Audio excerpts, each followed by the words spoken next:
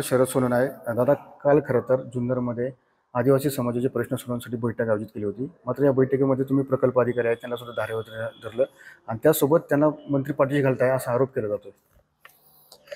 वस्तुस्थिती अशी आहे की महाराष्ट्र राज्य हे एकमेव राज्य असं आहे की ज्यांनी ट्रायबलचं बजेट वेगळं केलं.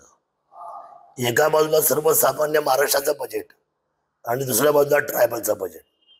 ट्रायबलचं बजेट वेगळं करायचं कारण काय, तर मूळचा जो रहिवासी आहे, जो आदिवासी आहे, त्याच्या न्याय हक्काला आणि त्याच्या जीवनमानाला कलाटणी मिळाली पाहिजे.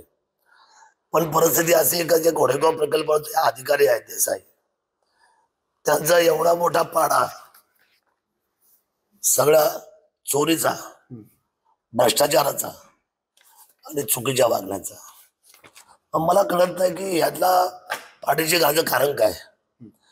मंत्र्यांना वारंवार निरोप दिले की या अधिकाऱ्याला बेछूटपणे तातडीने त्याचे खाते न्याय चौकशी करा, बाजूला करा, पण त्यावर त्याच्याशी कोणीही त्या विषयाचं गांभीर्य लक्षात घेत नाही. आम्ही लोकप्रतिनिधीमधून ज्यावेळेस लोक आमच्याकडे सगळ्या गोष्टी मांडतात आणि त्यातल्या आदिवासी भागाच्या बाबतीमध्ये फार मी सेन्सिटिव्ह आहे. मी या बाबतीमध्ये या अधिकाऱ्याच्या चौकशी लावेल तर लावेल, परंतु मंत्र्यांना सुद्धा मुख्यमंत्र्यांसमोर 100% या बाबतीतला जबाब विचारेल. कारण आमची भूमिका सरळ आहे.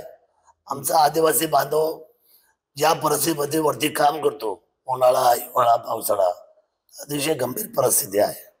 त्यामुळे ह्या मुजोर अधिकाऱ्याची खात्याने या चौकशी व्हायलाच पाहिजे आणि त्याच्याकडे जी मालमत्ता आहे ती मालमत्ता सुद्धा शासनाने शोधली पाहिजे, अशी माझी त्याच्या पाठीमागची भूमिका आहे. खरं तर काल तुम्ही मंत्र्यांबद्दल त्याला वक्तव्य केला असा आरोप केला जातोय. कुठेतरी आदिवासी समाजातील काही नेते सुद्धा आक्रमक झालेले आहेत. हे बघा, मी आदिवासी कोण आहे, मी सुद्धा आदिवासींचा नेतृत्व करणारा माणूस आहे. त्यामुळे जातीचा विषय इथे येत नाही. या स्वराज्याला एकच जात आहे, माती आणि माणूस. माती आणि माणसाला कुठलीच जात नसते. पण आदिवासी बांधवांच्या बाबतीमध्ये ज्याच्या त्यांच्या टाळूवरचं लोणी कोण खात असेल तर मात्र 100% त्याच्यासाठी लढाई. शेवटी आम्ही सुद्धा तीच माणसं आहे की ज्या लढाईमध्ये, संघर्षामध्ये आम्ही आयुष्यभर सर्वसामान्य माणसाचं हित जपत आलेलो आहे. ज्यांना कुणाला राजकारण करायचंय त्यांची पर्वा मी कधी करत नाही आणि सत्य आणि सर्वसामान्य माणसाचं संरक्षण ही किल्ले शिवनेरी जुन्नरच्या तालुक्याच्या आमदारकीची माझी जबाबदारी आहे, एवढं तुम्हाला सांगतो. खरं तर विधानसभा अध्यक्षांनी सुद्धा तुम्हाला नोटीस बजावला आहे आणि त्याच्या 7 दिवसामध्ये तुम्हाला उत्तर मागितलंय. मला तर अजून नोटीस आलेली नाही. तुमच्याकडे आली का? ते तुम्ही माध्यमांशी बोलताना सांगितलं की ती नोटीस मी खिशात घेऊन फिरतोय. अजून मी बोलणार तर तुम्ही एक वेगवेगळं विचारता. अजून तुमच्याकडे कोणाला काही नाहीच आहे, अजून कोणाला मटेरियल झालेलं नाहीये. बोलायची कडे बोलायचा भात असं नाही ना चालत. ही लोकशाही आहे. कारण तुम्ही पक्षांतर म्हणजे पक्ष हे केलं, शिंदे गटामध्ये तुम्ही सहभागी झाला असा आरोप केला जातोय. या संदर्भातली पत्र काही जणांनी खरं तर विधानसभे अध्यक्षांकडे दिलं आहे. काय सांगाल? माझं तुम्हाला हेच सांगणं आहे, मी ज्या दिवशी निवडून गेलो त्यावेळेला जाहीर सभागृहामध्ये मी भारतीय जनता पार्टी, शिवसेना, राष्ट्रवादी यांचा सहयोगी सदस्य म्हणून मी त्यांना पाठिंबा देते जाहीर बोललो ना. शपथ घेतली त्याच वेळेला. घटनेमध्ये आम्हाला सर्व अधिकार दिले. तुम्ही शिंदे गटाचे जिल्हाध्यक्ष होता, त्यानंतर तुम्ही त्याचा राजीनामा दिला, आमदारकी लढत विजयी झाला, नंतर पुन्हा जिल्हाध्यक्ष झाला असं बोलला ते. अजून तर माझ्या कुठली पोस्टच नाहीये. मी कायमस्वरूपी जिल्हाध्यक्ष आहे असं लोकांचा समज आहे.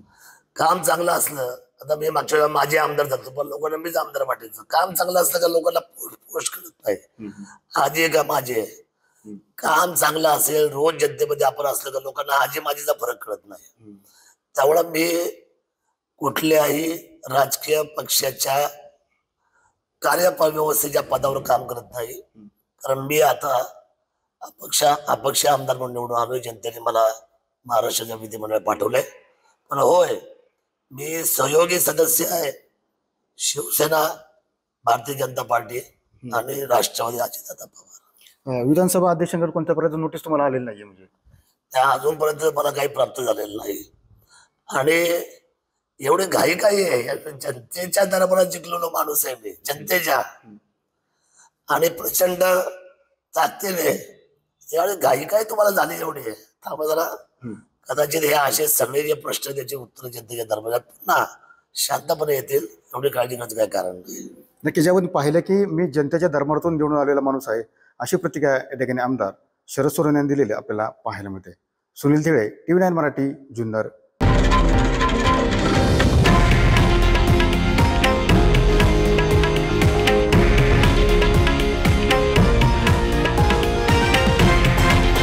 हे आहे देशातील नंबर 1 न्यूज नेटवर्क आणि आपण पाहत आहात TV9 मराठी, एकमेव.